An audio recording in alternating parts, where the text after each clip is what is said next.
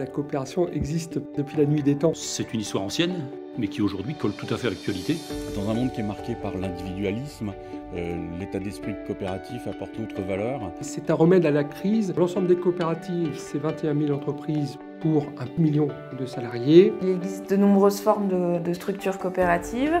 Grands Ensembles est une coopérative d'activité d'emploi qui accompagne des porteurs de projets. Ramsès II est une société de post-production, à la fois son et image. Acapella, c'est un call center, un centre de relations clients en scope.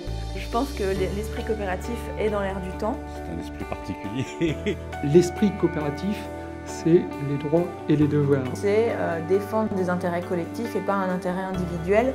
Et ça, c'est quand même vraiment très très important. On est engagé dans le collectif et c'est pour ça que le collectif est fort. C'est un esprit de partage, d'aventure commune en fait. Des valeurs différentes, certainement. Effectivement, celle de l'engagement, de la responsabilité, de la participation. La répartition de la richesse, le dialogue social, la transparence. Partager les décisions, les risques, et puis ensuite les joies.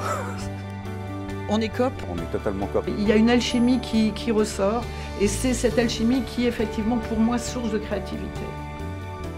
Je pense qu'on a tout pour réussir au niveau des coopératives.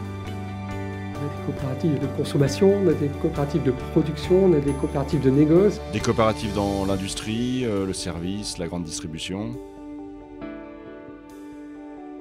On a aussi de grandes réussites de coopératives agricoles. Plus de 82 milliards d'euros de chiffre d'affaires.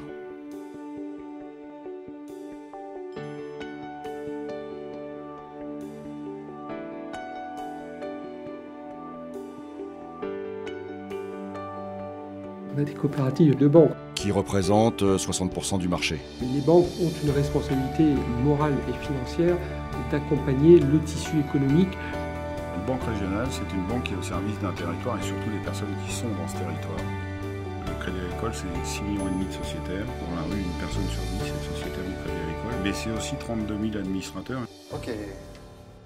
Les principes coopératifs du Crédit Agricole, c'est une gouvernance particulière puisque les sociétaires sont associés au destin de la banque. Et donc à tous les échelons, nous associons des représentants des sociétaires aux orientations qui sont prises.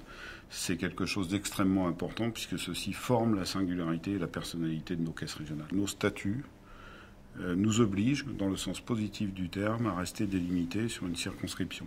Chaque caisse régionale est responsable d'un territoire donné et est solidaire de ce territoire. Et donc cette communauté de destin est extrêmement importante pour comprendre la spécificité du Crédit Agricole en termes d'entreprise coopérative. La différence entre une société anonyme et une coopérative est essentielle. Société anonyme, vous êtes représenté en fonction du capital que vous avez dans la société et votre poids est vraiment corrélé à ce capital. Dans une société coopérative, comme sont les caisses régionales, un homme égale une voix. C'est donc très clairement la primauté de l'homme sur le capital.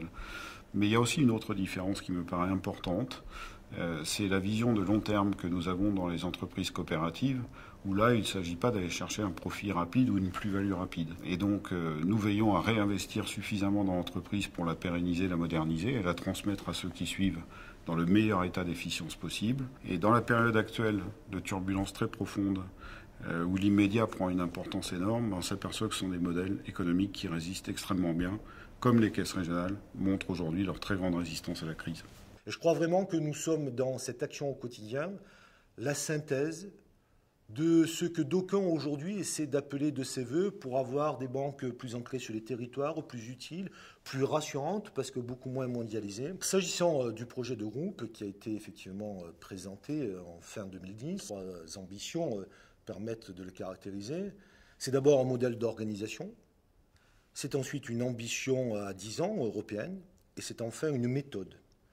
Le modèle d'organisation, c'est cette affirmation que nous avons appelée la Banque universelle de proximité, mais la BUP, c'est quoi? C'est cette volonté de nous organiser pour pouvoir apporter en proximité, sur chacun de nos territoires, l'ensemble des services, l'ensemble des savoir-faire, l'ensemble des expertises d'un groupe qui est universel et international. C'est finalement l'affirmation qu'on va travailler avec un jeu collectif et pas simplement un jeu qui soit la juxtaposition des stratégies de chacun. C'est ensuite une ambition. On a dit que nous voulions devenir les leaders en Europe de cette Banque universelle de proximité en 2020. Et puis c'est une méthode. Et ça, c'est très important parce que cette méthode, elle est très directement inspirée du modèle coopératif et mutualiste. Cette méthode, c'est la volonté de nous différencier sur des principes d'éthique, de loyauté, de transparence et de lisibilité, qui sont autant de valeurs directement issues à la fois de notre modèle coopératif et de nos finalités mutualistes. Au fond, c'est à nous de savoir faire valoir tous les mérites et toute la valeur moderne de ce statut de banque coopérative et mutualiste.